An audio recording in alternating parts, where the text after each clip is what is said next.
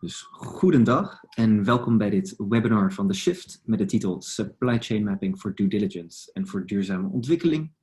Voordat ik meer over het programma en het onderwerp vertel, wil ik eerst nog een paar woorden over The Shift meegeven en een aantal housekeeping rules meegeven. The Shift is het Belgische netwerk voor duurzaamheid. Samen met onze 460 plus partners en leden verwezenlijken we de transitie naar een duurzame samenleving en economie. The Shift is ook mede-uitgever van het Belgian SDG Charter for Development, geïnitieerd door de vice-premier en minister voor ontwikkelingssamenwerking Alexander De Croo. De bijna 130 ondertekenaars van het SDG Charter verbinden zich ertoe bij te dragen aan de realisatie van de SDG's, zowel op nationaal als internationaal niveau. En de Shift ondersteunt de ondertekenaars bij de implementatie hiervan en faciliteert bovenal het vormen van partnerschappen ter promotie van de SDG's. Dit charter kan nog steeds ondertekend worden door nieuwe organisaties. Dus als je interesse hebt om je vrijblijvend te voegen bij dit initiatief, kijk dan vooral op onze website of schrijf mij op het e-mailadres op de slide hieronder. Verder qua housekeeping rules is het belangrijk om te zeggen dat jullie microfoons en camera's in principe uit zullen staan gedurende het webinar. Dit is niet omdat we niet van jullie willen horen. Integendeel, we raden jezelf aan om je even kort voor te stellen in de chat die je hieronder kan openen via het icoontje van het enkele spreekwolkje, waar jullie met elkaar kunnen spreken en interacteren. En ook nodigen we jullie uit om vragen te stellen aan het panel van sprekers, dat ik zo dadelijk zal voorstellen, of aan mij. En deze kun je insturen via de question and answer module, die je kan openen met beide spreekwolkjes door op dat icoontje zeg maar te klikken. En hier zul je gedurende het webinar vragen geschreven in kunnen dienen, die ik dan vervolgens kan dirigeren naar de juiste persoon. Gelieve wel even je naam en organisatie te vermelden in je vraag, zodat het voor mij duidelijk is wie de vraag stelt en aan wie deze ook geadresseerd wordt. Je kan ook op andere vragen die er gesteld zijn reageren en commentaar leveren, zodat het toch interactief blijft. En ook niet onbelangrijk is dat het webinar wordt opgenomen en achteraf online zal worden geplaatst. En voel je vooral vrij om deze opname met anderen te delen. En het webinar zal in 2 talen zich voltrekken. Nu, het sluit aan, dit onderwerp, op 2 webinars die The Shift eerder heeft georganiseerd. Namelijk het ABC van de SDG's op 31 maart. En het ABC van Due Diligence op 23 april. Deze webinars zijn te vinden op onze website en op ons YouTube-kanaal. En ik raad jullie zeker aan om deze te bekijken indien je ze gemist hebt, aangezien het de context schetst voor de discussie die in deze webinar gevoerd zal worden. En bij wijze van verdere introductie wil ik alleen nog 2 zaken aanhalen alvorens ik het woord geef aan onze eerste spreker. Namelijk dat due diligence een breed begrip is, maar om het te centraliseren zou ik zeggen dat we uit kunnen gaan van de OESO Due Diligence handreiking voor maatschappelijk verantwoord ondernemen, waarin 6 duidelijke stappen worden geïdentificeerd om een due diligence strategie op te zetten en uit te voeren. De 6 stappen zijn hier weergegeven op de slide. En de eerste stap is het integreren van maatschappelijk verantwoord ondernemen in beleid- en managementsystemen. En ervan uitgaande dat deze stap gezet is de tweede stap het identificeren en beoordelen van negatieve gevolgen in activiteiten, toeleveringsketens en zakelijke relaties. Nou, de focus van het huidige webinar is dus precies deze tweede stap. Het mapping van je aanleverketens om die risico's te identificeren. En waar de OESO Due Diligence handreiking specifiek op risico's gericht is duurzame ontwikkeling een veel bredere opzet en gericht op het teweegbrengen van een grotere maatschappelijke verandering en een bredere, ook positieve impact.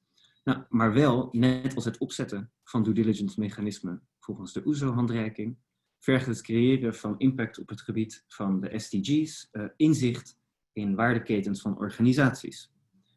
Zeker wanneer deze besloten hebben dat ze zich verder willen engageren op het implementeren en tewerkstelligen van SDG's. In het uitstekende SDG Campus, hier te zien op de slide, komt dit ook tot uiting in de tweede stap, waar je na understanding the SDG's over moet gaan tot defining priorities. Want om je prioriteiten te definiëren, moet je eerst weten waar je activiteiten zich in afspelen. En dat wordt uitgelegd met het volgende hypothetische voorbeeld. We zullen het niet in detail bespreken, maar hier zie je hoe je door je waardeketen heen positieve impact zou kunnen hebben op een hypothetische waardeketen. Dus daar moet je deze eerst voor in kaart weten te brengen en de risico's en impacten van identificeren. Dus voor beide van deze doelen is een mapping essentieel. Nu is de vraag, hoe onderneem je zo'n mapping?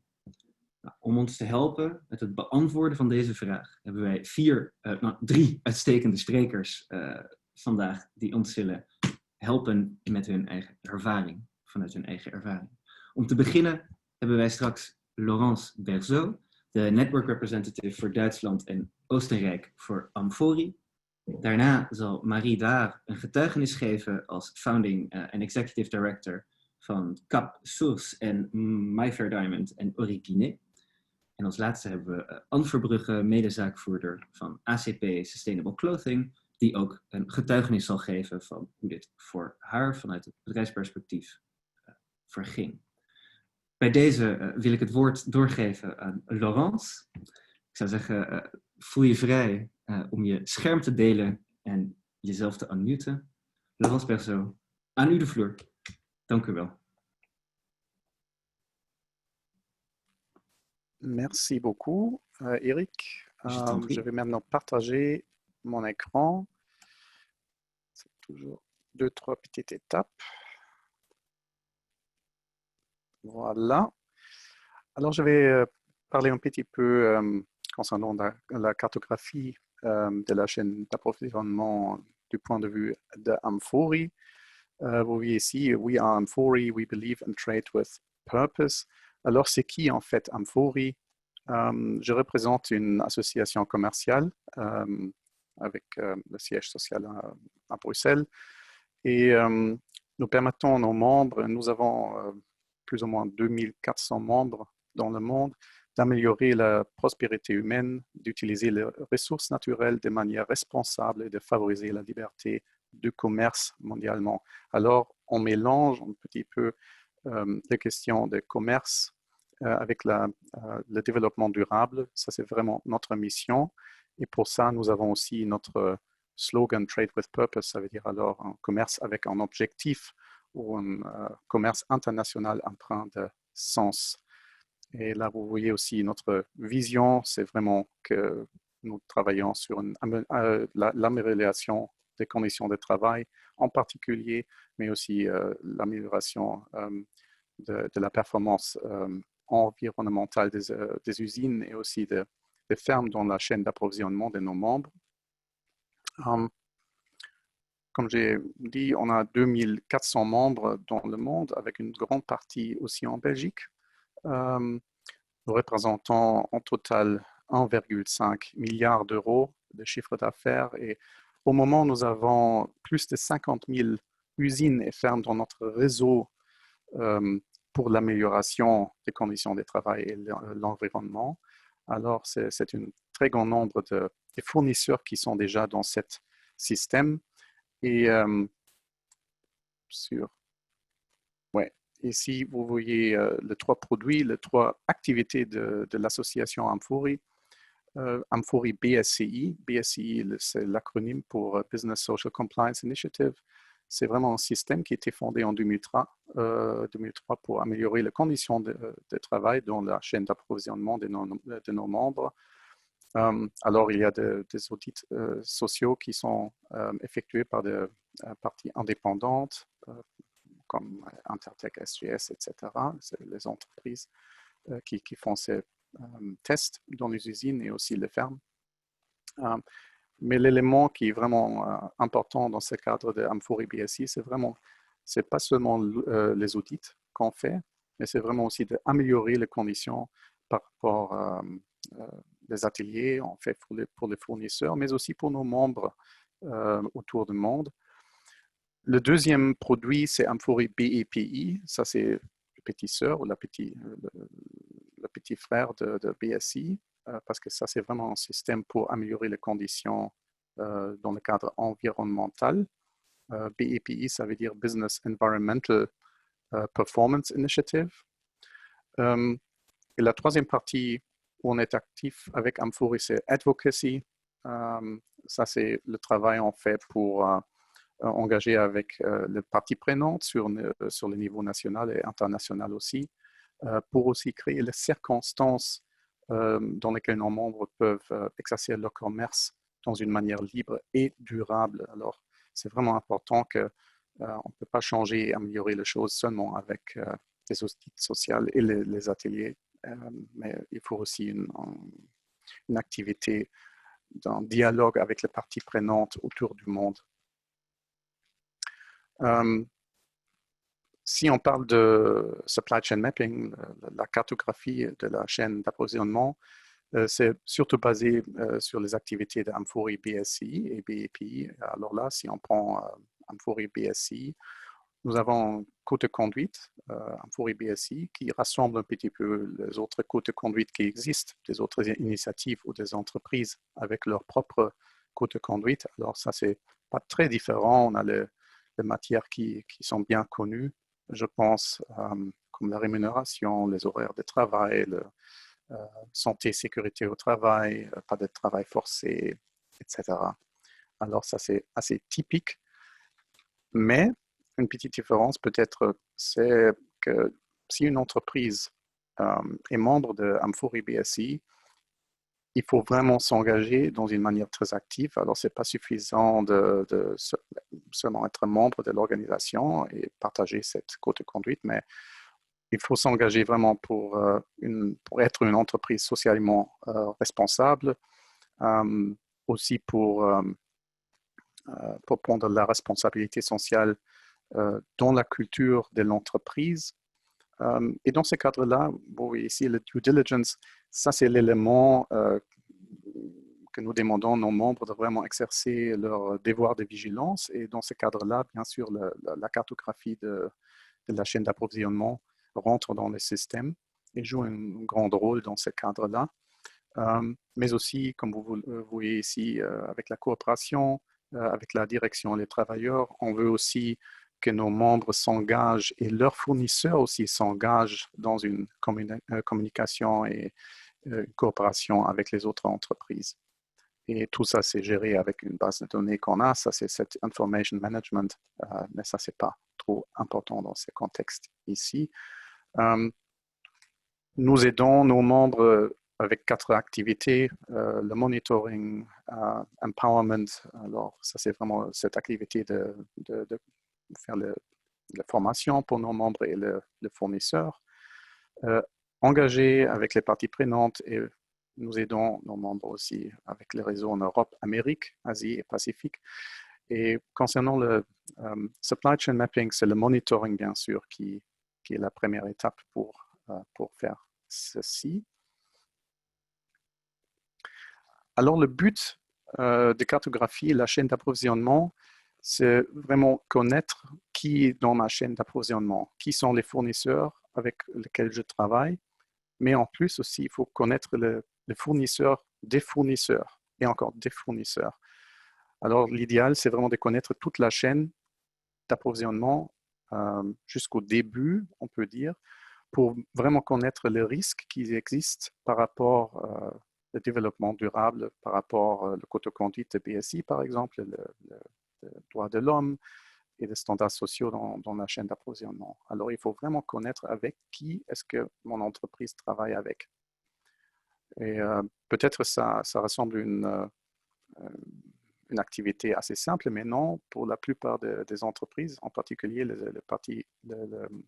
entreprises grandes, ça c'est vraiment un grand défi au début de ce processus parce que ce matin, j'ai juste parlé avec un membre qui a plus de 15 000 fournisseurs directs déjà. Alors là, si on regarde qui sont les fournisseurs derrière, ça devient vraiment un grand défi pour connaître tous les fournisseurs et les sous-traitants, etc. Et en parlant de la sous-traitance, ça peut poser aussi un risque. Si je ne connais pas les fournisseurs des fournisseurs, et si ce n'est pas autorisé, peut-être non plus, peut-être il y a un grand risque qu'il y a une violation du code de conduite et je ne connais pas, je ne peux pas gérer ce risque parce que je ne connais pas le sous-traitant de mon fournisseur. Alors ça signifie qu'il est vraiment important de vraiment connaître la chaîne d'approvisionnement. Ici, vous voyez une structure qui peut être assez typique pour beaucoup de chaînes d'approvisionnement. Et encore là, ça c'est assez simplifié. Alors, il faut vraiment connaître toutes les petites étapes. Il faut parler avec les fournisseurs qui me disent qui sont leurs fournisseurs. Et en plus, ils doivent parler avec leurs fournisseurs, de connaître les fournisseurs de ces fournisseurs. Et ça, c'est vraiment un grand défi, en particulier pour les grandes entreprises avec beaucoup de fournisseurs, avec beaucoup de relations commerciales dans beaucoup de pays. Et ça devient un grand travail pour connaître toutes ces informations et pour aussi connaître où peuvent exister des risques par rapport au coût de conduite, aussi par rapport aux questions d'environnement. Et ici, dans cet exemple, j'ai choisi quelques pays différents. Et bien sûr, il y a beaucoup de gens qui disent « Ah, ok, on a des fournisseurs en Myanmar, on a des fournisseurs en Chine. » Alors là, le risque, c'est plutôt élevé que par rapport dans les pays de fournisseurs en Europe.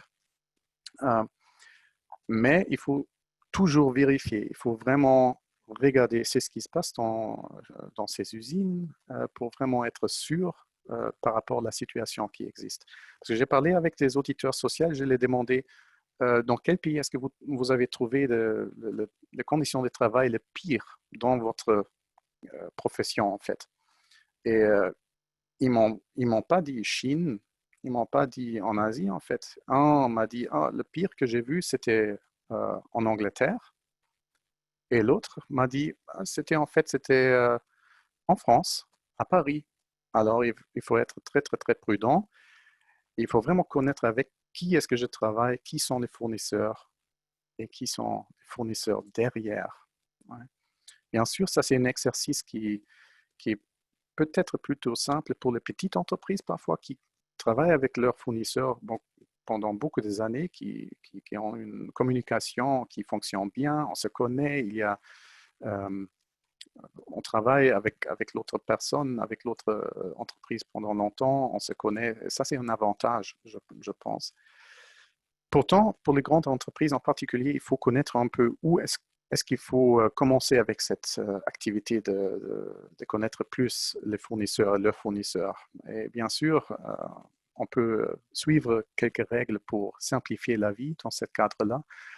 Et c'est ce que nous disons à nos membres à Amphori, c'est vraiment de se concentrer sur les fournisseurs qui représentent 80% des achats.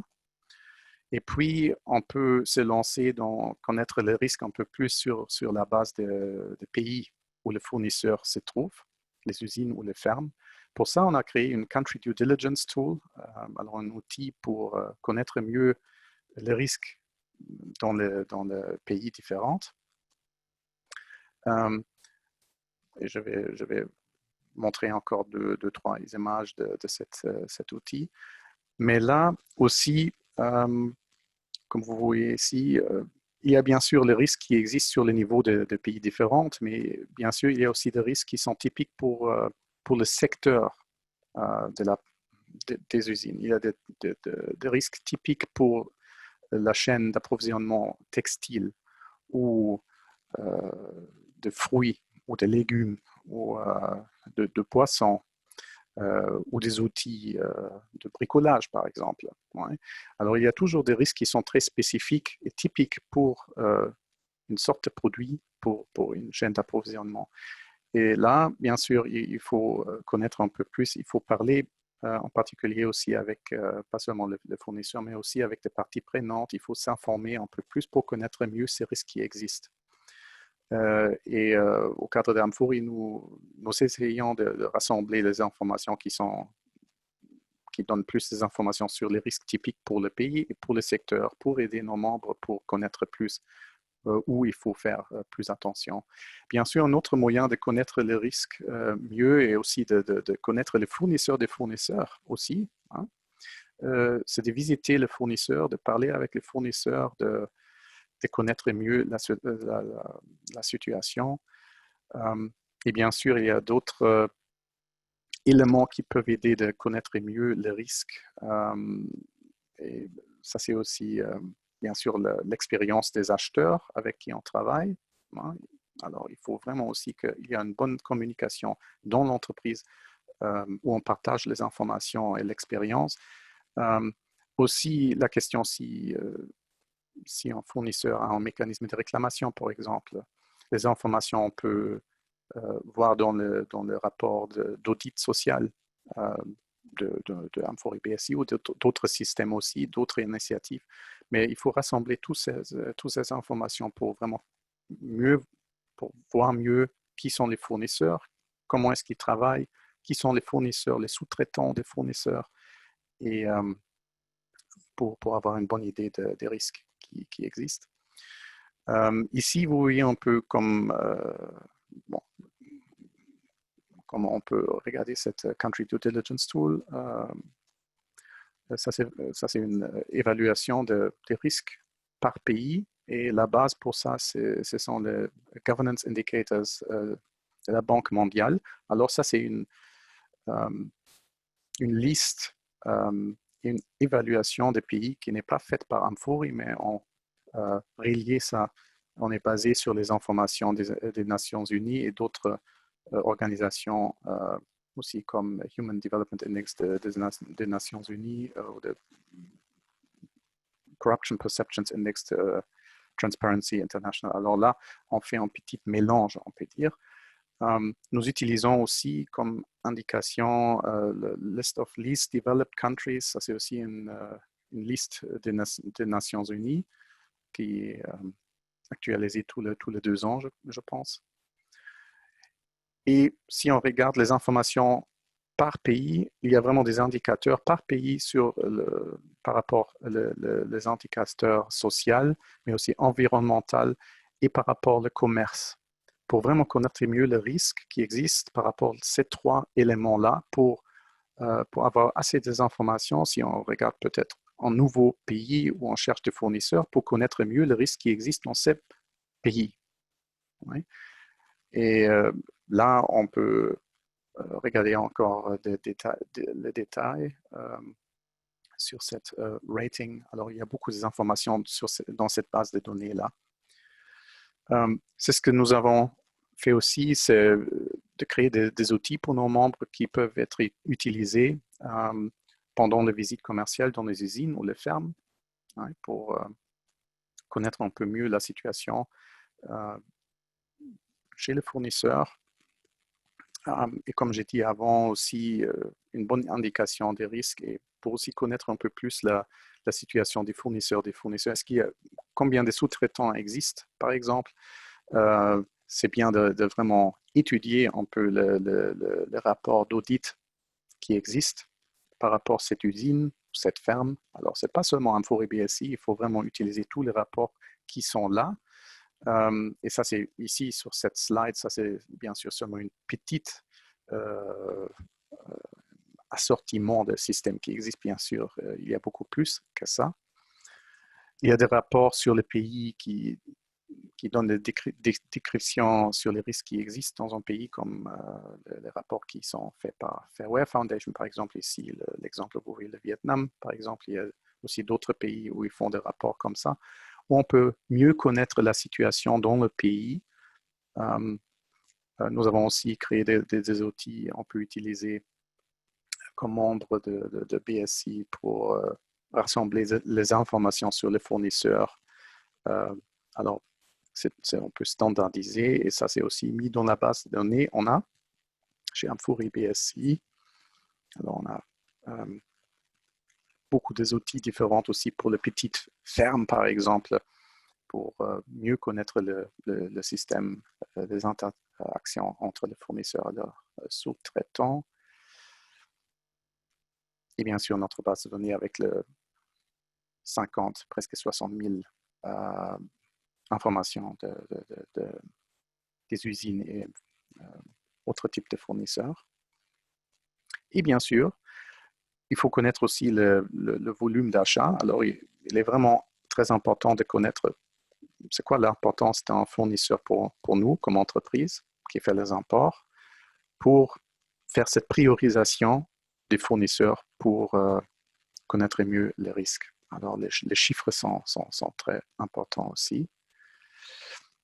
Et bien sûr, il faut aussi parler avec les parties prenantes, pas seulement chez nous, ici, en Belgique ou en Europe, mais aussi dans les pays de fournisseurs, parce que là, il y a beaucoup d'informations aussi qui nous expliquent les risques ou les initiatives pour mitiger les risques dans le pays de fournisseurs. Alors, il faut vraiment rassembler un maximum des informations de partout pour vraiment connaître mieux les risques et aussi la situation de ma chaîne d'approvisionnement. Et là, c'est la fin de ma part. Merci beaucoup, Laurence, voor cette excellente presentatie. Het was volgens mij een mooie samenkomst van zowel dieptekennis en detail en het achter de schermen kijken van waar dan dit soort indicatoren op gebaseerd zijn of soort databases tot samenkomen, als wel een mooi globaal overzicht. En om te zien hoe dit dan in de meer concrete werkelijkheid uitgevoerd kan worden of hoe je dan misschien ook tegen dat soort werkelijkheid aanschuurt en de complexiteit ervan moet doorgronden, wil ik graag het woord geven aan Marie Daar om een getuigenis te geven vanuit de praktijk. Marie, tu peux partager ta écran. Ouais, merci. Bien. Voilà, j'imagine que là, tout le monde m'entend. Ça me fait plaisir d'avoir été invitée à vous partager l'expérience, deux choses en fait. L'expérience de MyFair Diamond et comment on a essayé d'implémenter cette due diligence à l'échelle d'une micro-entreprise. Due diligence surtout axée sur les objectifs de développement durable. Et puis vous parler d'un projet qui va démarrer en Guinée et pour lequel on cherche une créativité additionnelle en termes de due diligence. Et donc, après, vos questions seront les bienvenues.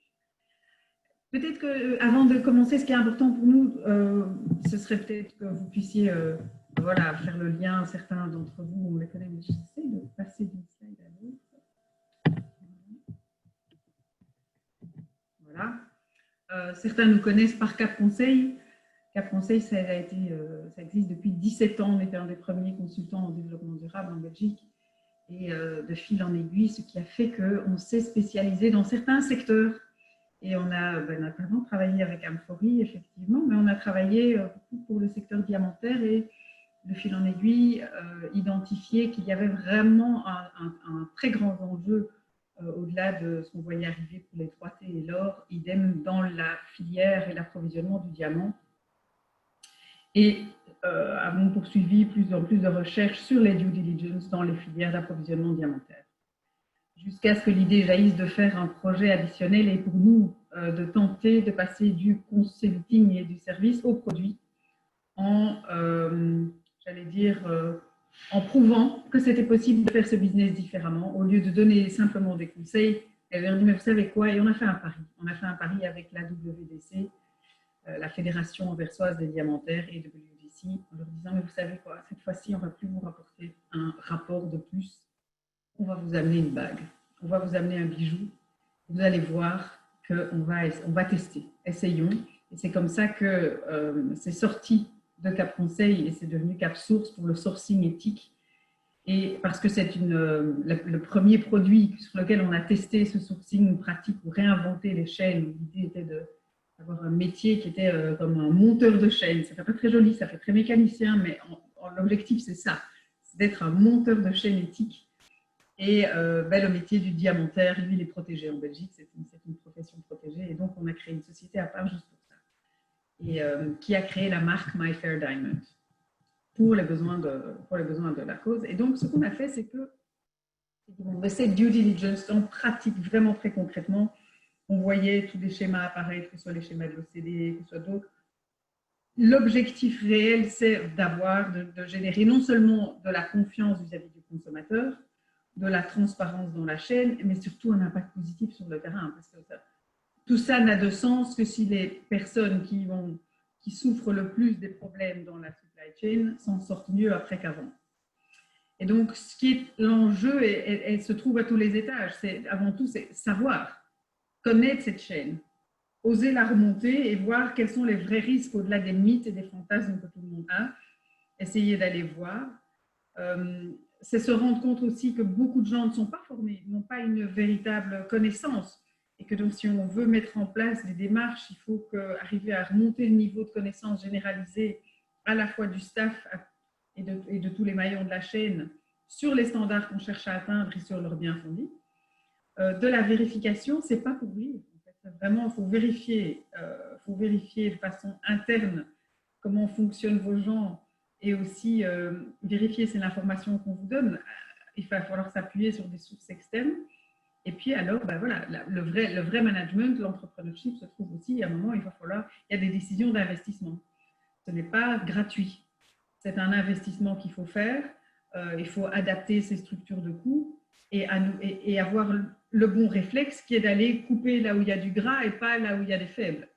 C'est-à-dire que voilà, ici, on se retrouve dans un secteur du luxe où les marges se font généralement à la fin de la supply chain, c'est-à-dire une fois entre le dernier, le bijoutier, je dirais, le trader à la limite, mais c'est surtout entre le bijoutier et le consommateur. Et là, vous avez de quoi payer décemment les 4 premiers maillons de la chaîne, quoi.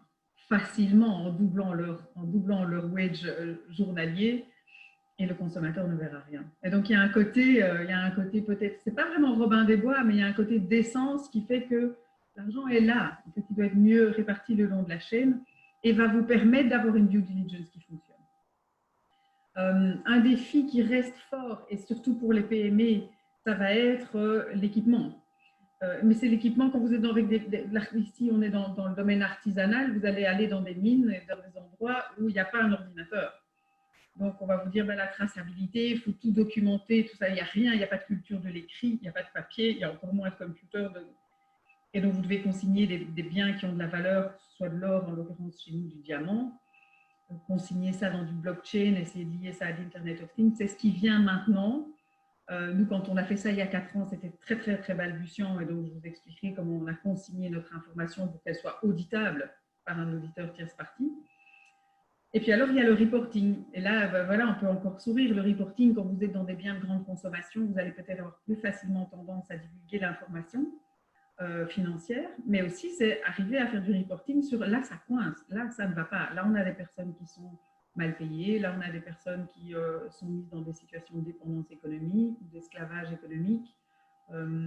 Et puis alors, finalement, ben, le partenariat, nous, voilà, on a eu une chance gigantesque, on a trouvé une chouette ONG canadienne avec laquelle on a pu faire un partenariat. Et puis, grâce à la WDC qui a ouvert son carnet d'adresses, on s'est retrouvé avec le tout bon tailleur, des tout bons designers, qui sont des personnes à petite échelle à chaque fois, qu'on a pu embarquer dans ce projet. Donc, pour vous donner une idée, l'image classique de la value chain du diamant, voilà, il est extrait brut et la majorité, 80% des diamants sont d'origine industrielle, donc des grosses mines, comme vous pouvez avoir à ciel ouvert, vous en avez en Russie, au Canada, en Australie, en Afrique du Sud. Il y a quand même 20% d'origine artisanale. Après, ce premier diamant est souvent échangé beaucoup à Anvers sous format brut. Il repart pour 95% des cas en Inde, se faire tailler, couper, change de forme, change d'apparence, revient tailler à Anvers ou ailleurs. Là, vous avez déjà, il est retradé une deuxième fois. Et puis va quitter la chaîne vers l'industrie de la joaillerie et terminer dans le détail. Et donc, vous voyez, vous imaginez facilement les expectation gaps avec lesquels on se retrouve, avec à gauche un business extrêmement conventionnel, traditionnel, très discret, qui a à juste titre souffert de casseroles conséquentes en termes de corruption, de blanchiment, de transparence, mais qui surtout, et c'est là que ça devient intéressant et qui est le beau défi, je dirais, qui a une tradition séculaire de mixer, trier uniquement sur les qualités physiques de la pierre, sa couleur, sa forme, etc. Convaincu que et le bijoutier et le consommateur ne cherchent que ça, n'est intéressé par rien d'autre.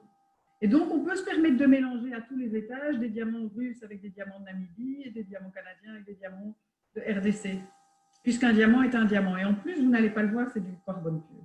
Et en face de ça, vous avez les gens qui veulent une traçabilité jusqu'à l'origine, mais quand on dit jusqu'à l'origine, c'est jusque la donnée GPS de la mine, avec de la sécurité à chaque maillon de la chaîne, une garantie d'éthique et d'intégrité, et en plus la full info, transparence totale. Et donc, nous, on a essayé de faire ça et on s'est dit, mais ce qui serait bien, c'est effectivement ce modèle mix and sort vous permet d'avoir dans le même sachet des diamants qui ont été soit extraits par des enfants, soit extraits au bulldozer dans le permafrost, dans la couche glaciaire. Et donc, on se retrouvait, nous, avec un point de départ en disant, on ne va pas faire du blaming and shaming, on va essayer de montrer que dans le diamant aussi, il y a moyen d'avoir des projets à impact positif SDG. Donc, on va aller exprès, au lieu de dire l'éthique, c'est du risk avoidance, et donc aller acheter des diamants canadiens ou aller acheter des diamants australiens, parce que là, vous êtes sûr qu'il n'y a pas de travail des enfants. Ben non, il n'y en a pas. Mais en attendant, vous n'avez pas aidé là où vous aviez vraiment une opportunité de le faire.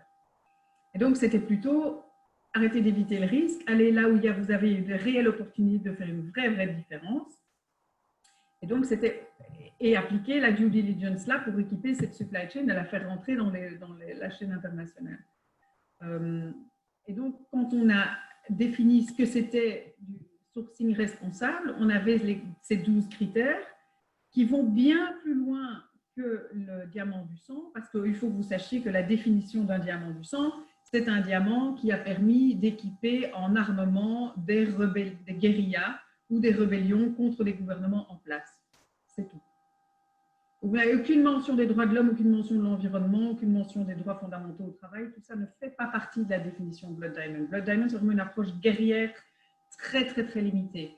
De plus en plus de voix s'élèvent par les ONG et même à WDC en disant bon ben là c'est un peu has-been, on a intérêt à faire un peu à upgrader parce qu'il y a un mismatch en ce que les gens croient que quand ils ont un petit certificat conflict free, tout était nickel dans la supply chain. C'est faux. Ça veut juste dire que ça sort d'un pays qui n'est pas en guerre.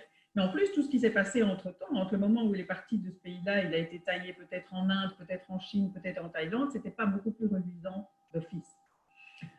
Donc, on a fait un mapping SDG de notre business model. Et vous voyez en bas, en bleu foncé, le scope exact de My Fair Diamond, ce sur quoi on avait une prise directe. Et puis, en amont et en aval, notre sphère d'influence. Et évidemment, on ne possède pas de mine. Donc, tout ce qu'on pouvait faire, c'était travailler avec des partenaires ou avec des mines qui, eux, mettaient en place et les privilégier en tant que partenaires d'affaires et les aider pour que quand on allait sourcer là, on avait de façon indirecte un impact positif.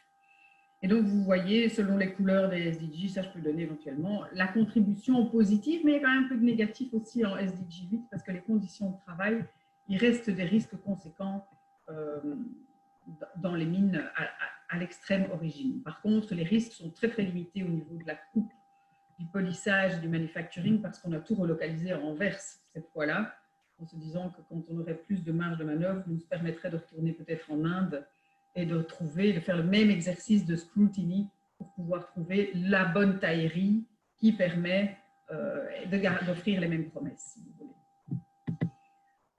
Et donc là, vous voyez aussi comment on a compulsé, quels étaient les SDG qui sont positivement impactés, ceux sur lesquels on n'a aucun impact, on n'a pas de prise avec ce business model. Et donc, pour arriver à faire ça, il a fallu changer le business model du diamant parce que pour le moment, ce sont des chaînes qui sont extrêmement fragmentées. Dans l'artisanal, un diamant a changé de propriétaire 7 fois avant de quitter son pays d'origine en Afrique. Donc nous, on est allé en Sierra Leone et on est allé, quand je dis on est allé, c'est physiquement, on a pris un billet d'avion et on est allé à la mine. Et donc, on est allé avec des experts diamantaires acheter à la porte de la mine. Alors, tout le monde ne peut pas faire ça, évidemment, mais dans notre modèle, en plus, comme on est auditeurs sociaux, c'était la façon d'arriver à vérifier que même les mines certifiées l'étaient vraiment. Et donc, au lieu d'avoir une espèce de succession de propriétaires comme cela, on est allé et on a gardé la propriété de A à Z. On a acheté au début et revendu à la toute fin sous forme de bague. Et entre les deux, ça n'a jamais changé. C'était de la sous-traitance très canalisée avec une chaîne super, super courte. Point de vue technique, ça a des défis également, parce que quand vous êtes tellement petite échelle, vous êtes obligé donc de faire des partenariats. Donc le SDG 16 vogue la galère, parce que c'est, enfin, le SDG 17 plutôt, 17, c'était vraiment, c'est celui qui a bénéficié, je dirais, le plus. Quand vous êtes en artisanal, c'est vraiment pas simple. Il faut que vous réinventiez des systèmes hyper simples. Comme je vous disais au début, les magnifiques outils de amphorie, vous arrivez avec ça dans une mine là-bas, ça fonctionne pas. Donc, il faut réinventer. Vous avez votre PC, vous avez votre Excel, vous avez des gens qui sont relativement peu éduqués, très peu d'équipement, un petit budget, on fonctionnait sur fonds propres. Et vous n'êtes donc pas la priorité de votre tailleur, etc. Ils ont des plus grosses commandes que vous, donc il faut être patient, il faut avoir l'argent patient. Et puis savoir s'appuyer sur d'autres personnes. Mais cette garantie d'offrir des bonnes pratiques nécessite des audits et des vérifications qui sont sur le terrain. Je pense qu'il y a un message dans toute mon intervention sera à un moment ou l'autre, rapprochez-vous du plus possible de l'origine. Prenez votre avion, et ça je sais que c'est CO2 pas friendly, mais il faut aller vous rendre compte vous-même avec vos yeux de ce qui se passe. Après, vous saurez mieux déléguer à des partenaires locaux. Après, vous aurez rencontré. Mais je pense rien ne remplacera vos yeux sur place pour aller voir ce qui se passe. Ne fût-ce que pour vous faire une idée de l'ampleur des défis et de ce que vous pourrez vérifier à distance. Donc là, dans le diamant, il y a le Responsible Jewelry Council qui met en place des codes de conduite et qui vient s'aligner avec l'OCDE et qui met en place tout un système de vérification qui est très utile pour le secteur du diamant et de l'or notamment, enfin des pierres précieuses. Il y a un challenge économique aussi qui est due diligence, c'est du temps en plus, de l'effort et des coûts en plus. C'est clair qu'aller investiguer la chaîne, c'est voyager, c'est ce que je viens de dire. Payer des salaires décents, c'est un premium. Acheter des produits certifiés, parce que nous, on a acheté de l'or certifié, c'est un premium. Le fait d'aller payer des auditeurs tierces parties qui font des vérifications sociales et environnementales quand vos concurrents ne le font pas, ben, vous avez ce coût-là. Et le fait que vous allez relocaliser certaines activités, par exemple à Anvers, ce qu'on a fait, qui, soit dit en passant, encourage du petit entrepreneuriat à Anvers qui est en train de s'épuiser parce que tout part à bas prix, pour un dixième du prix. Vous payez plus cher la main-d'œuvre, bien entendu. Mais ce que je voudrais dire dans le cadre de ce produit spécifique du diamant, c'est que si on a échappé le stade du trading. Le stade du trading fait des mini marges. Mais le fait qu'on revendait le produit déjà en tant que bijou certinant de l'or designé, vous gardez en fait la valeur ajoutée du dernier maillon qui est la joaillerie. Donc vous n'êtes pas sujet aux fluctuations des coûts du diamant taillé. Et donc là où vous avez payé tous ces premiums en plus en début de chaîne, vous avez l'argent qu'il faut pour les payer. Par contre, en termes de cash flow de trésorerie, c'est aride, bien entendu, parce que vous avez tout avancé jusqu'au moment où vous allez vendre votre billet. Donc ça, c'est entre votre bijou. Ça, c'est évidemment pas optimal. Mais je dirais, l'argent est là. L'argent pour ce système-là, si on est malin, il y a moyen de le dégager. Une chaîne plus courte, la valeur ajoutée à la fin que vous gardez, bien sûr, on va me dire, vous allez tuer le trader. Mais le trader doit se réinventer aussi. C'est un métier qui doit se réinventer pour apporter une vraie valeur ajoutée. Et dans les valeurs ajoutées, il y a la traçabilité. Donc voilà, limiter les risques, être modeste et être assez honnête. Et donc je vais terminer juste en vous parlant de ce projet qui démarre en Guinée, qui est un projet qui fait partie des 10 projets sélectionnés cette année par la Fondation Roi Baudouin et derrière l'appel à projet du ministre de Croo sur le Business Partnership Facility, qui cherchait des partenaires pour bâtir des supply chains éthiques. Et donc, nous, on a soumis un projet avec la WDC et l'ONG qui était active en Sierra Leone avec nous. On a choisi un pays qui est la Guinée, pays francophone partenaire de la Belgique. Et ça va démarrer, mais tout est à l'arrêt à cause du Covid. Je ne dois pas, voilà, ça a démarré en mars. Donc, les frontières ne sont pas ouvertes. Mais ce qui va se passer ici, c'est que donc on nous demande en fait l'idée c'est de upgrader le projet My Fair Diamond pour répondre à une nouvelle demande qu'on a suscitée, à savoir les gens vous appellent en disant c'est super vos bijoux, mais en fait moi je ne cherche pas des bijoux, je cherche des pierres. Est-ce que vous avez des pierres à vendre? Et donc c'est ouvrir ce marché du trading de pierres éthiques à Anvers en disant, nous, on ouvre une filière. Elle n'existe pas, une filière artisanale éthique tracée. Et donc, ce projet va démarrer depuis la Guinée et on va chercher donc la traçabilité et une due diligence impeccable, la plus impeccable possible, qui est à la fois un challenge éthique pour le voyage des pierres et le voyage de l'argent. Vous imaginez que Banankoro, c'est à 18 heures de route de la capitale, il n'y a pas d'aéroport. C'est dans la pleine brousse, mais c'est la plus grosse zone diamantifère de Guinée. Et donc, c'est là qu'on a opté pour une double compliance. On prend deux standards qu'on va merger et le projet va être bâti de façon à pouvoir être conforme à ces deux standards. Le standard de l'OCDE, qui est celui que vous connaissez, qui est là, de due diligence, mais aussi le standard de l'ONG DDI, qui est le standard qui ressemble à SA 8000 par exemple, qui travaille avec les mineurs diamantaires artisanaux sur le terrain. Et donc, vous allez avoir à la fois, je dirais, le fond et la forme. Parce que l'OECD Due Diligence, il vous donne la forme. Il vous dit, faites un système, allez voir vos risques. Ça reste assez vague, c'est un peu comme un standard ISO. Après, vous mettez dedans ce que vous voulez, mais c'est à vous à identifier les risques, etc. Tandis qu'ici, vous avez le contenu. Donc, je sais déjà qu'on a un risque de légalité, de formalisation, de consentement. Donc, les têtes de chapitre du contenu même des droits de l'homme, de la protection de l'environnement, corruption, etc., sont là, dans ce standard-ci, Mandeleo, qui est spécifique pour les diamants artisanaux. Et donc, on va avoir la conformité à la fois des Mandeleo standards et de la due diligence de l'OCDE pour être sûr qu'on a l'impact terrain. Parce qu'il y a quand même un gros risque qu'avec le due diligence de l'OCDE, on se retrouve avec des beaux systèmes sur papier à la ISO et qui ne changent rien sur le fond du terrain, sur le terrain lui-même. Donc voilà, ma dernière slide est une invitation à toutes les intelligences autour de la table.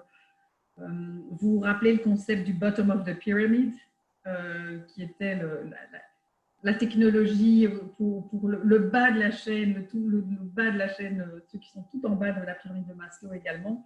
Eh bien ici, je pense qu'il est temps d'inventer peut-être le blockchain, le BOP blockchain, c'est-à-dire arriver à avoir une technologie qui est très abordable, voire gratuite, mais qui est suffisamment robuste pour pouvoir s'adapter à des endroits d'extrême pauvreté, peu développés, mais où sont justement les risques.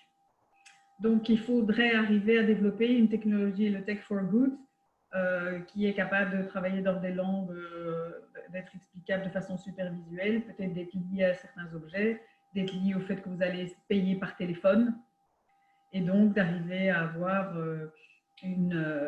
cette traçabilité, cette sécurité du due diligence qui permet d'interroger quelqu'un et de le filmer pour avoir les preuves que c'est bien lui alors qu'il ne sait pas écrire. Vous voyez, d'arriver à consigner des visages, des preuves de due diligence d'une façon un peu plus créative, à la fois pour l'argent et pour les pierres.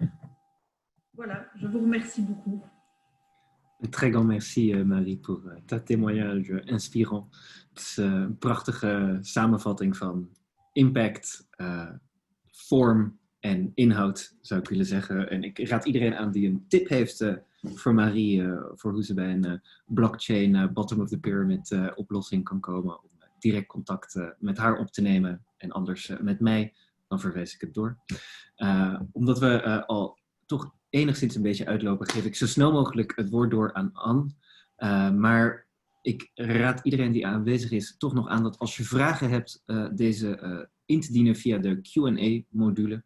Stuur ze vooral in en dan behandelen we die in de tijd die resteert na Anne's getuigenis. Anne, je kan je scherm delen en jezelf unmuten. Dank je wel. Oké.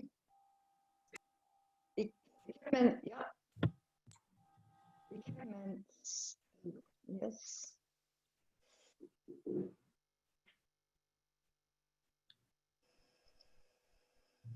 Perfect. Kunnen jullie het zien zo? Ja. Oké, perfect. Goed. ACP en due diligence. Een praktijkvoorbeeld over gepaste zorgvuldigheid in de kledingindustrie. Deze keer in het Nederlands. Hè, voor diegenen onder u die Nederlandstalig zijn. Oh. Wie is ACP?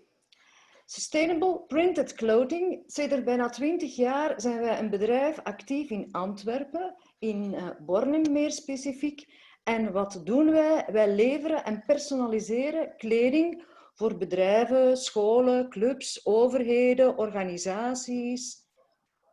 En onze missie, wij zoeken, en dat is al 20 jaar toch, naar de meest ecologische en ethische oplossing om de werknemers te kleden op een duurzame manier.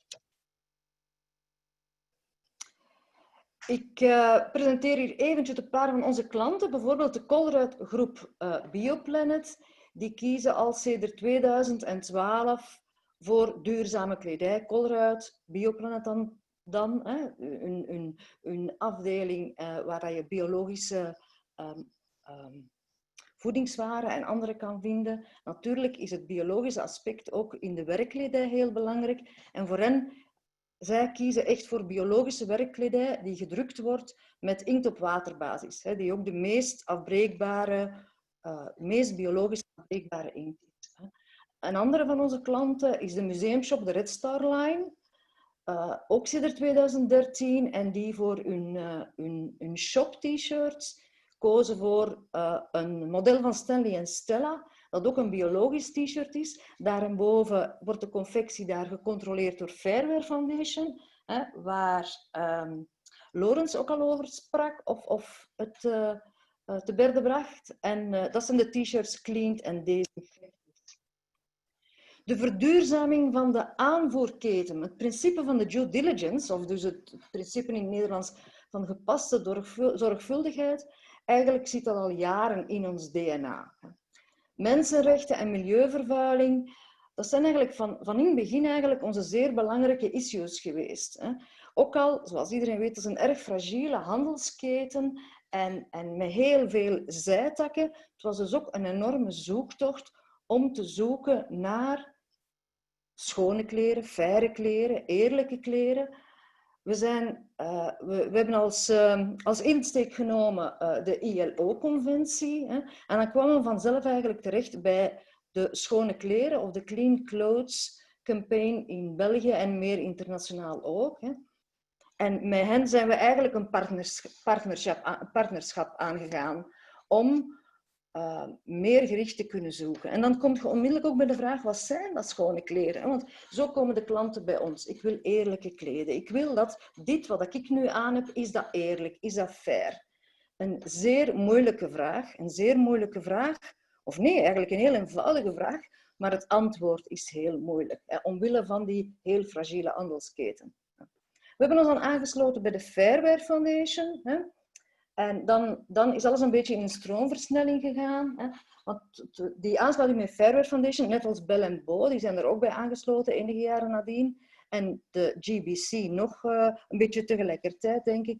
Die aansluiting bij Fairwear Foundation, die gaf ons een aantal garanties, kan ik het niet noemen, maar Fairwear Foundation zegt eigenlijk van, kijk, kleding die gemaakt wordt door de merken die bij ons aangesloten zijn, die kunnen we eigenlijk de hoogst mogelijke garantie geven dat die gemaakt zijn in correcte arbeidsomstandigheden. U hoort het me zeggen, de hoogst mogelijke garantie, 100% garantie, dat kunnen we niet geven.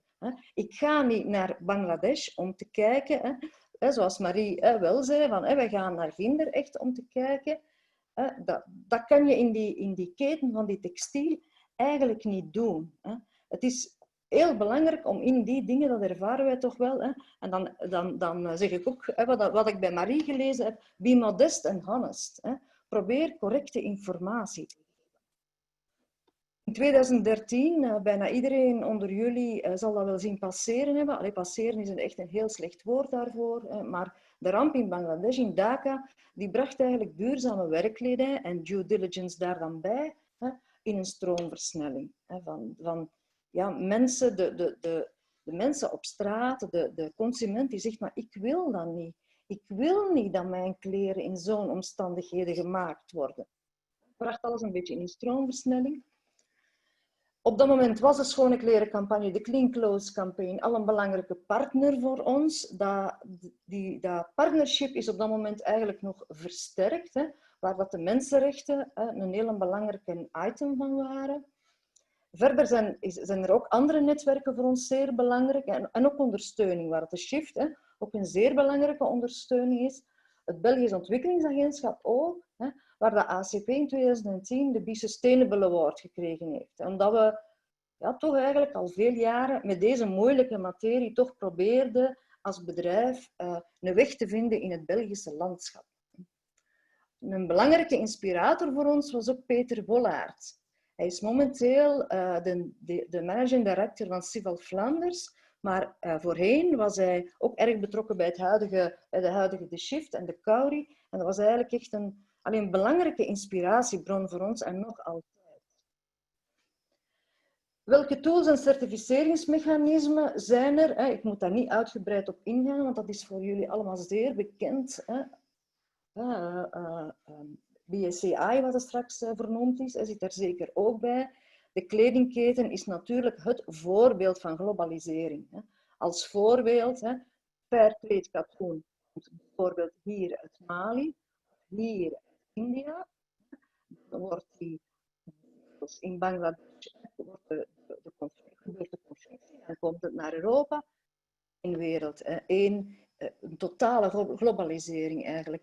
En in gans die ketting, in gans die keten, zijn labels bijzonder belangrijk. Ik noem er hier een paar: Global Organic Textile Standard, GOTS, wat dat verwijst naar het biologische aspect van de kleding, Fairtrade Certified, Fairwear Foundation, SA 8000, het EU Ecolabel en puntje, puntje, puntje. En dan komen we eigenlijk onmiddellijk bij dat komt nu wel enkele slides verder, maar bij het moeilijke daaraan. Hoe kan de klant nog het bos door de bomen zien, of de bomen door het bos? Want dat wordt natuurlijk een hele moeilijke.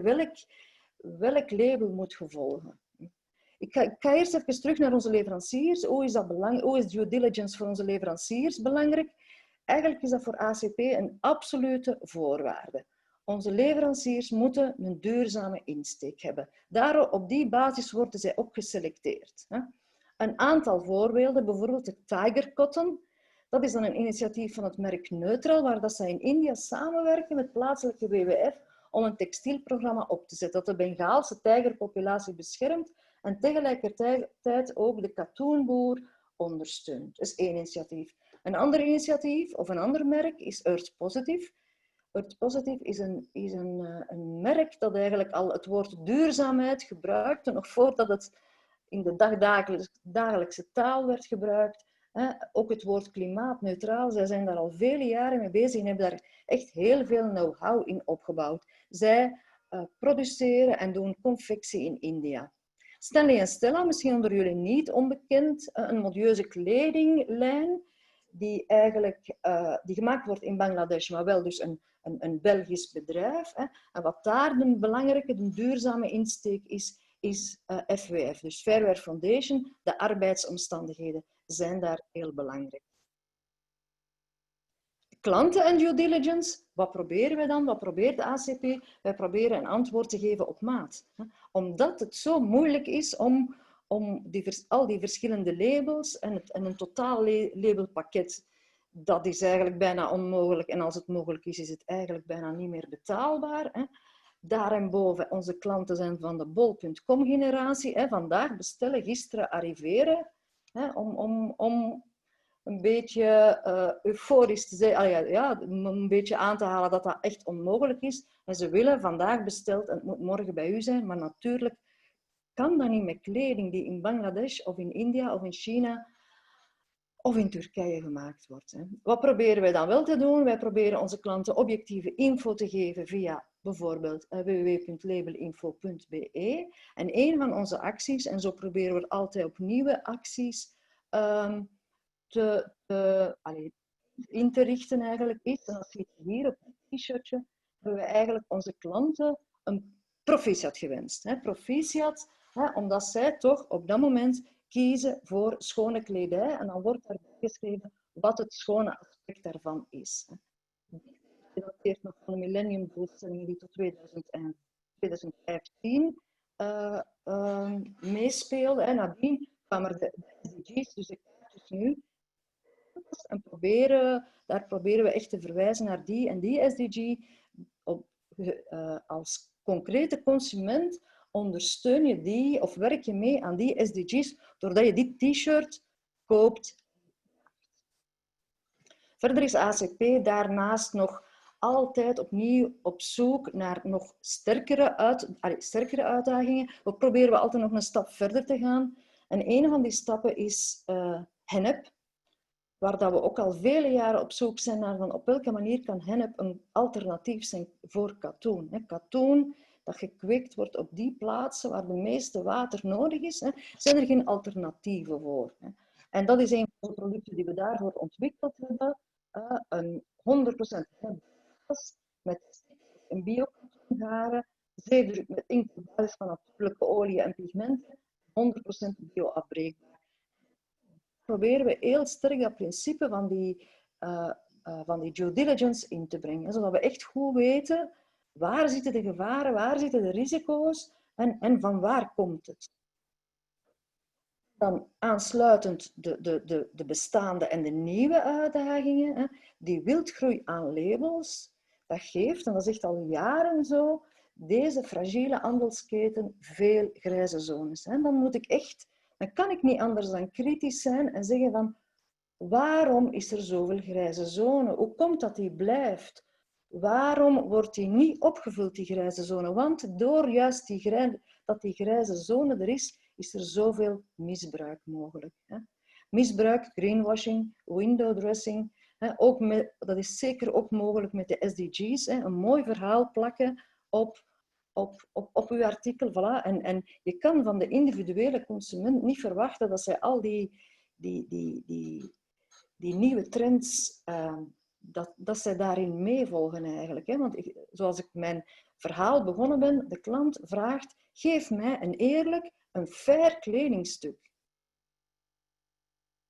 En dan voelt je eigenlijk al 10 jaar, al 15 jaar voelen wij de nood aan een bindende wetgeving. En wat dan nu, naar aanleiding van die COVID-19-crisis, toch opnieuw absoluut in de media komt. De Green Deal, is dat een kans? Ik moet er een vraagteken bij zetten. Ik hoop het. Ik hoop dat het niet alleen bij een verhaal blijft. Momenteel is het nog niet bindend. Wordt de belofte van Didier Reynders om Europese wetgeving in te voeren, om een wetgeving in te voeren voor die zorgplicht, wordt dat waargemaakt? Kan COVID-19 deze crisis de duurzame doorbraak forceren? Dat zijn allemaal vragen waar wij eigenlijk dagelijks een antwoord moeten op geven. Ik wil graag dit kort relaas beëindigen met u te bedanken op dezelfde manier dat we eigenlijk onze klanten bedanken. Onze concrete klant, die bedanken we door te zeggen van kijk, het lijkt een druppel op een hete plaat, maar u maakt het verschil. Heel hartelijk dank, Anne. Ook een zeer inspirerende getuigenis waar volgens mij veel over te zeggen valt en veel wordt aangestipt over de complexiteit van het proberen te integreren van Sustainable Development Goals in je core business. En ja, toch, wat ik heel mooi vind, is dat je ondanks te zeggen dat je to be humilde, je blijft wel proberen en het beste resultaat boeken dat mogelijk is binnen de. En in die zin denk ik dat het ook inspirerend is, net als wat Marie ons daar juist vertelde over haar specifieke sector. En ook het verschil tussen de sectoren is denk ik geeft erg veel inzicht in die complexiteit waar we het al meerdere malen over gehad hebben. Ik zag dat er 1 vraag was van Wouter van MSC. Die is specifiek gericht aan Marie. En Wouter vraagt, belle présentation et projet Marie. La question c'est, qu'est-ce que vous considérez quand vous dites acceptable audit? Est-ce que ça veut dire des coûts acceptables, des critères, exigences d'audit et comment adapter pour des entreprises de différentes tailles? En ik zie dat Marie wel al geschreven heeft geantwoord in de module, maar wellicht ook nog dit wil toelichten hier voor iedereen. Dus Marie, zou je dat kunnen uitleggen? Oui, la réponse elle est la suivante. C'est vrai que pour pouvoir certifier les mines avec le standard Mendeleo, vous avez vu les 8 domaines qui seront d'office investigués. Le travail des enfants, les droits de l'homme, etc. Vous rappelez peut-être le schéma, qui sont les 8 têtes de chapitre qui vont faire partie de l'audit. Maintenant, selon le score de l'audit, c'est un peu comme tous les autres audits, vous avez un seuil red line en dessous duquel on ne peut pas tomber. C'est-à-dire si on va trouver un travail des enfants ou s'il y a de la violence, il y a certaines mesures pour les sous-questions, il y a des seuils inacceptables qui vont faire qu'à ce moment-là, quand on dit acceptable audit, ça veut dire qu'il n'y a aucun seuil inacceptable qui a été franchi et qu'on se retrouve à chaque fois dans la zone acceptable ou impeccable. Et dans les acceptables, vous allez avoir par exemple une licence qui n'a pas été renouvelée à temps, par exemple, ou bien vous allez avoir un filet de sécurité qui n'a pas encore été appliqué en mesures de santé et sécurité, ou vous allez peut-être avoir des mesures de protection environnementale qui n'ont pas encore été mises en place, qui font que ça n'est pas une barrière à quand même la certification. Il va y avoir, voilà, c'est des non-compliance. C'est un système qui est assez fastidieux parce que ce sont des audits qui ont lieu tous les 6 mois. Donc c'est très fréquent. Et pour la première certification, les audits, ils doivent avoir lieu 3 fois de façon acceptable avant d'avoir obtenu la certification. Donc, et la 3e fois, c'est non annoncé. Donc, on ne va pas donner les dates et on doit pouvoir débarquer comme ça à tout moment. Donc, c'est un système qui est assez time-consuming. Et c'est vrai, je voyais la réaction de Wouter qui dit le nombre de critères détermine le coût d'un audit. L'ONG qui s'occupera de ça compte entre, selon un maintien de certification ou une première fois, entre 1 et 2 jours par site. C'est des petits sites, hein. Un site, c'est entre un terrain de tennis et un terrain de foot, quoi. C'est pas très grand. Donc, c'est comme ça qu'il faut s'imaginer la taille des opérations, parfois peut-être un petit peu plus grand, mais après, il y a toute la vérification du site, et puis après, il y a la vérification documentaire et les interviews avec les travailleurs. Voilà. Heel erg bedankt voor die verdere toelichting. En ik denk dat het zeer verheldert. Er is ook een vraag van Ilse van Houtegem van POM West-Vlaanderen, coördinator sociale economie, specifiek aan Anne gericht. En dat is of jullie samenwerken met maatwerkbedrijven die kledij inzamelen, zoals kringloopcentra. En of er wellicht een kans is om samen te werken om innovatievere oplossingen te vinden voor het herverwerken van reststromen en zo van vezels. En zo dus duurzaamheidscriteria eigenlijk op te schroeven, omdat je in plaats van nieuwe vezels inwint oude vezels gebruikt.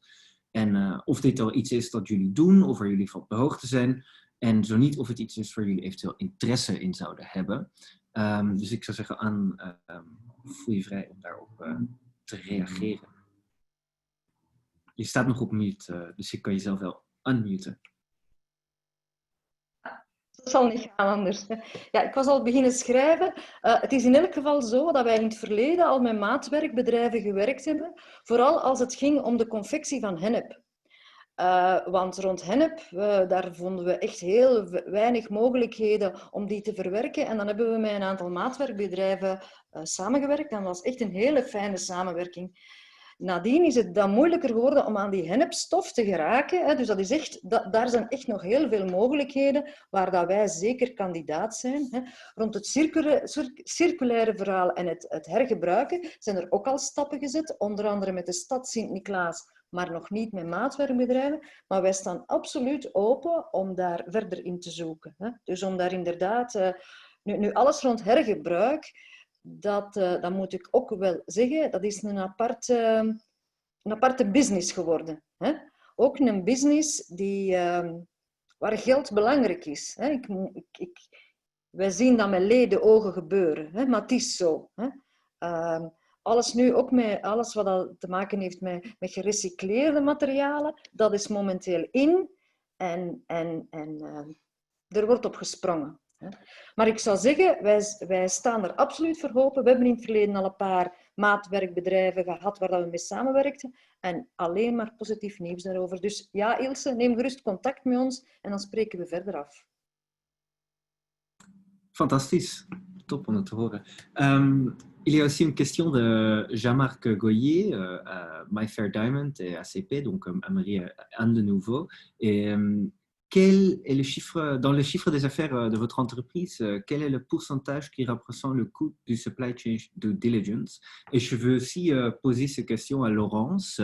Quels sont plus ou moins les coûts coûts associés avec les services d'Amfori et les coûts qu'on doit précalculer si on veut s'engager dans cette façon. Donc, je ne suis pas sûr qu'ils veulent commencer à... Ja, ik zal beginnen. Dat is voor ons nog echt een hele moeilijke, om daar echt een cijfer op te plakken. Hè. We zijn een klein bedrijf en we zijn dan momenteel in het kaart aan het brengen met al die verschillende risico's, maar ik moet het antwoord daarop schuldig blijven. Hè. Dus de kost, we maken er werk van, maar op dit moment kan ik dat niet zeggen. Spijt me. Oui, moi je dirais que je devrais pouvoir relier. La boîte, elle ne fait même pas du break-even et on ne se paye pas dedans. Donc, ça vous donne une idée de l'investissement de départ et notamment la majorité de l'effort qui est livré, c'est de payer l'achat. Les pierres qu'on achète sont certifiées. Donc, c'est-à-dire que le coût de l'audit a été incorporé dans le coût des pierres et le premium qu'on a payé pour les pierres est de 25%. Alors après, vous rajoutez des coûts de contrôle sur place que nous effectuons, mais qui théoriquement ne devraient peut-être pas être faits parce qu'ils pourraient être double emploi, mais pour nous, ils servent à vérifier le reste de la chaîne, ce que l'ONG et les sites ne font pas, c'est-à-dire tout ce qui va être le trading et l'acheminement. Après, il y a des coûts additionnels qui ont été faits pour, par exemple, graver le nom des mines au laser sur chaque pierre pour la traçabilité de la pierre. C'est quelque chose que nous avons fait pour certains diamants que d'autres ne font pas, qui est une possibilité technologique en plus. Et alors, vous avez des coûts liés à l'affiliation à RGC, par exemple, qui est la fédération professionnelle qui peut venir vous auditer et auquel cas, quand ils vous auditent, une boîte comme nous, ce serait 3 jours à 500 €, quelque chose comme ça, 3 jours pour ajouter quelques jours. Donc, ce serait surtout du manpower de notre côté, plus un premium de 25% sur l'achat brut des diamants. Ça je ne l'ai jamais mis sur le ratio en termes de chiffre d'affaires parce que, comme je vous dis, comme on n'est même pas break-even, ça ne serait pas représentatif. Laurence. Oui, merci. Concernant l'affiliation avec Amfori comme association, le coût, ça dépend toujours des chiffres d'affaires de l'entreprise. Alors, ça commence à 3 000 € par an et ça monte jusqu'à 30 000 par an. Mais pour ça, il faut avoir des chiffres d'affaires de plus de 5 milliards d'euros par an. Alors, il y a beaucoup d'étapes entre les deux. Concernant les autres activités, il faut bien sûr savoir qu'Amfori donne une méthodologie, des outils. Mais mise en œuvre, tout ça, c'est bien sûr le boulot des entreprises. Alors, ce n'est pas qu'on nous donne la liste des fournisseurs et Amfori fait le boulot. Ouais. Alors là, il faut savoir que c'est un défi, il faut avoir des ressources humaines dans l'entreprise, bien sûr. Il y a des audits sociaux qui sont payés soit par le fournisseur ou par le membre Amfori. Ce n'est pas prescrit dans notre méthodologie, ça c'est libre, c'est une décision que chaque entreprise doit prendre sur une base individuelle. Pourtant, les ateliers que j'ai expliqué, il y a des ateliers pour le membre Amfori aussi, pour le fournisseur dans le pays de production. Là, ça c'est inclus dans l'affiliation. Alors là, on peut participer avec autant de fournisseurs, de personnes. Il n'y a pas de coûts qui sont générés par ça. Merci, c'était très clair. En daarmee denk ik dat het moment is om deze webinar te beëindigen. En bovenal wil ik jullie alle danken voor jullie aanwezigheid en jullie deelname. Et je voudrais aussi donner un très grand merci à tous nos participants, des panélistes. Merci Marie, merci Laurence, merci Anne. C'était vraiment un grand plaisir. J'ai appris beaucoup. En voor iedereen die kijkt, schroom vooral niet om de opname die later online zal komen te delen binnen uw netwerk. U kunt mij altijd contacteren via het e-mailadres hieronder. Mocht u verdere vragen hebben of toelichting zoeken.